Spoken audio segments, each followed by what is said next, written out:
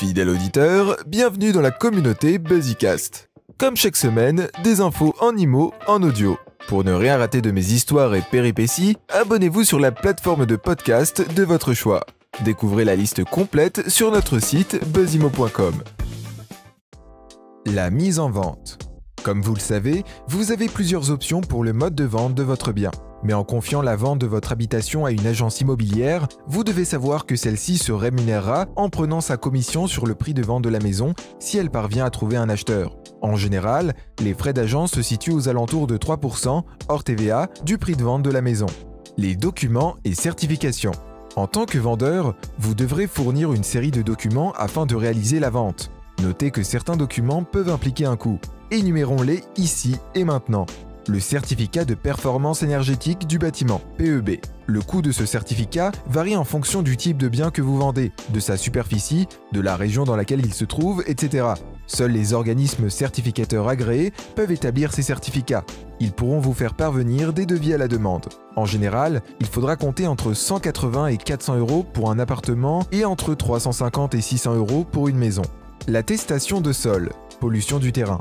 Cette attestation est obligatoire pour les biens vendus en région bruxelloise. Cependant, certaines ventes de biens situés en Wallonie nécessitent l'apport de cette attestation si la présence de pollution est connue du vendeur. Le coût de cette attestation est de 30 € par demande et par parcelle de terrain. Le certificat de contrôle électrique. Pour tout bien vendu en Belgique, le certificat de contrôle électrique est un document obligatoire à fournir par le vendeur.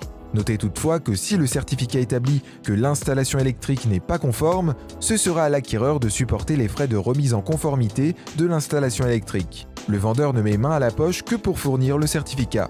Comme pour le PEB, le certificat de contrôle électrique ne peut s'obtenir que par l'intermédiaire d'organismes agréés. Son coût varie d'un organisme à l'autre, mais en général, le vendeur doit débourser entre 120 et 180 €.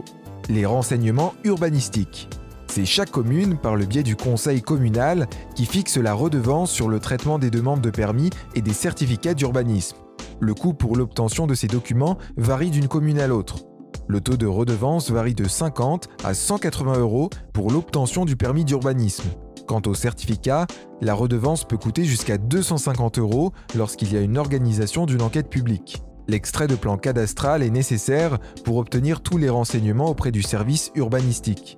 La demande se fait via formulaire à la direction régionale du cadastre et coûte entre 10 et 15 €. L'attestation de contrôle de citerne à mazout. Si la maison que vous vendez est équipée d'une citerne à mazout de 3000 litres ou plus, vous êtes tenu de fournir une attestation de contrôle d'étanchéité de votre citerne à mazout.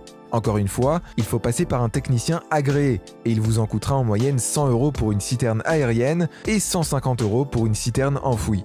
C'est tout pour les documents et leurs coûts. Nous vous donnons rendez-vous la semaine prochaine pour la suite de cet article. On fera le tour notamment des frais de remboursement anticipé de l'hypothèque, des frais de main levée ou des éventuelles charges de copropriété. En attendant, recevez mes trucs et astuces sur le monde de l'immobilier directement sur votre boîte mail. Inscrivez-vous à la lettre de Monsieur Buzzimo sur mon site buzzimo.com.